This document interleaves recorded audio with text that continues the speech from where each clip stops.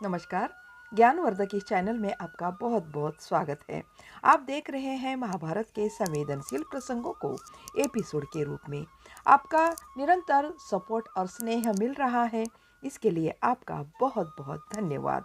पिछली वीडियो में आपने देखा होगा कि अर्जुन को इंद्र ने विजय विरुद्ध नामक पुरस्कार प्रदान किया था और साथ में भोगने के लिए एक उर्वशी भी दी थी, लेकिन अर्जुन उस उर्वशी को छू तक नहीं पा रहे थे।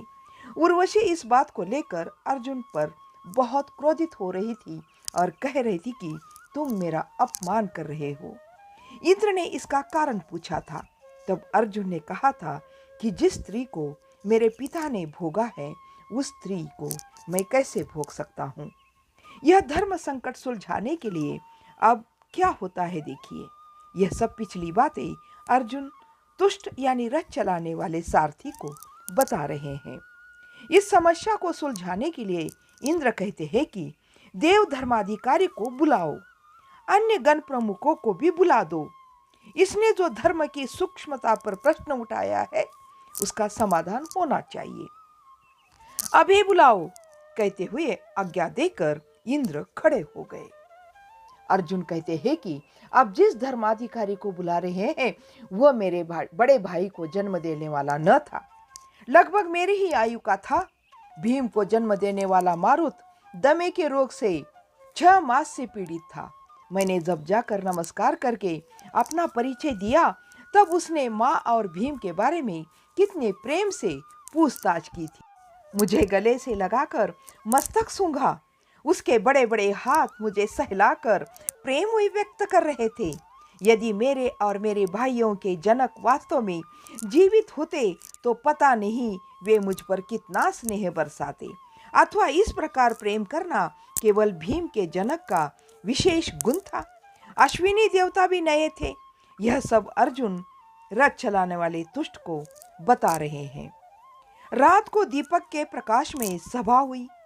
सब बातें सुनकर धर्माधिकारी ने जो जो बात कही वह कितनी विचित्र थी।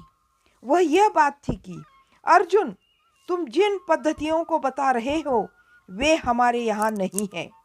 तुमने अभी बताया ना कि जिनके संतान नहीं है वह नियोग द्वारा वंश चलाता है। यह पद्धति हमारे यहाँ नहीं है। तुम्हें मालूम है न कि गण से संबंधित सभी स्त्री पुरुष पति पत्नी होते हैं। यदि किसी को संतान नहीं होती तो इसका अर्थ यह नहीं कि उसमें गर्भ शक्ति नहीं है। न होने पर कोई दुख नहीं।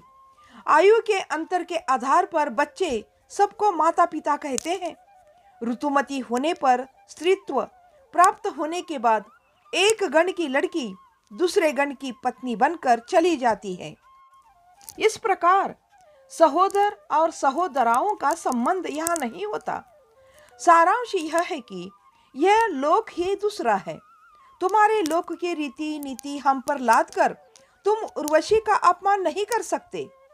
अर्जुन पूछता है कि क्या मुझे अपने लोक धर्म का पालन नहीं करना चाहिए? धर्माधिकारी कहता है, उसका तुम अपने लोक में जाने के बाद पालन करो। हमारे लोक में यदि उसका बीज बोने लगोगे तो अधर्म होगा। मूल धर्म का पालन करने वाले हम हैं, आप लोग नहीं। बीच में ही उर्वशी गुस्से से गुर्राती हुई कहती है, अर्जुन, धर्माधिकारी की बात अंतिम है। अब चाहे जो भी बहाना बनाओ, देव सभा सुनेगी नहीं। अपने को नपुंसक स्वीकार कर लो। उर्वशी आगे कहती है कि मुझे अपयश देने का प्रयास करोगे तो मैं चुप नहीं रहूंगी, अथवा अब भी शयनगार चलो। अर्जुन तुष्ट को आगे की बात बता रहे थे कि रथों की गति एकदम धीरे हो गई। सुभद्रा सोई हुई थी। उसने करवट बदल ली। अर्जुन के पेट में कुछ हलचल सी होने लगी। रथ के हिचकोले से पेट में गुड़गुड़ाहट सी लगी। अर्जुन फिर कहने लगे, उर्वशी ने तब गालियां दी, कितना श्राप भी दिया। उसी के श्राप के कारण वहां से लौटने के बाद हमारा वनवास शुरू हुआ। फिर वनवास में तो ब्रह्मचर्य ही था।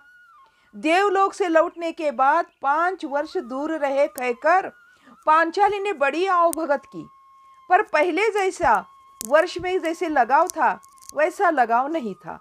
विराट नगर में मैंने क्यों नपुंसक का वेश धारण करके लड़कियों को नृत्य और गान सिखाने की वृत्ति अपनाई, पता नहीं। इन गंधर्व कलाओं को गंधर्व लोक में और देवलोक में सभी स्त्री पुरुष सहज रूप से सीखते हैं। कोई किसी को भी सिखा भी सकता है, परंतु हमारे आर्यव्रत में लड़कियों को शिखंडी के द्वारा ही क्यों सिखाया जाता है? मद्र, गांधार, वाहलिक आदि देशों में ऐसा नहीं है। अर्जुन तुष्ट को और बता रहे हैं, हमारी ओर कितने यत्न से कन्या के कौमार्य की रक्षा की जाती है। अज्ञातवास में क्या मैं कोई और वृत्ति अपना नहीं सकता था क्या? मेरे हाव भाव और चाल ढाल से किसी को भी संदेह नहीं हुआ, एकदम सहज शिखंडी लगता था। यह बात पर पांचाली ने भी कही थी। अर्जुन आगे बताते हैं कि क्या यह केवल कला है? नृत्य गुरु के रूप में नियुक्त करने से पूर्व सुंदर स्त्रियों को मेरे पास भेजकर विराट ने भी परीक्षा ली थी। उस परीक्षा में भी मैं सरलता से पास हो गया था। बाद में 1 वर्ष तक प्रातः संध्या 9 युवती लड़कियों के साथ रहा। उनकी देह छू छू कर उनकी भंगिमाओं को सुधारने का कार्य किया। उनके हाथ पकड़कर, उनकी बाहें पकड़कर, उनकी कमर पकड़कर मन को सुखद तो लगा, पर शरीर कभी चंचल नहीं हुआ।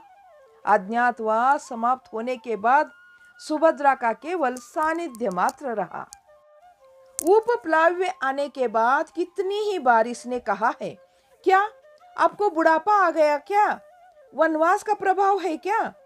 तो क्या अर्जुन बूढ़ा हो गया? प्रात संध्या इतने बड़े धनुष से बिना आयास अभ्यास करने वाला अर्जुन बूढ़ा हो गया 50-51 वर्ष में ही। देवलोक में भी उर्वशी ने अंत में शयनगार में बुलाया, पर मैं नहीं गया। इंद्र भी बार बार कह रहा था, नपुंसक हो तो अपने आप को उर्वशी के सामने समर्पित हो जाओ। यह सब पिछली बातें बताते बताते अर्जुन के पेट में ऐंठन सी हो गई। सारे शरीर में अचानक अजीब सी अनुभूति हुई। आंखों के सामने सिर्फ उर्वशी ही दिख रही थी। रथ चला रहा तुष्ट सुन रहा था। पांवों के पास सोई हुई सुभद्रा फू फू करके सांस छोड़ रही थी। अब इस कहानी को करते यहीं पर समाप्त। इस कहानी का अगला भाग अगले वीडियो में जरूर देखिएगा। तब तक के लिए जय हिंद, जय भारत।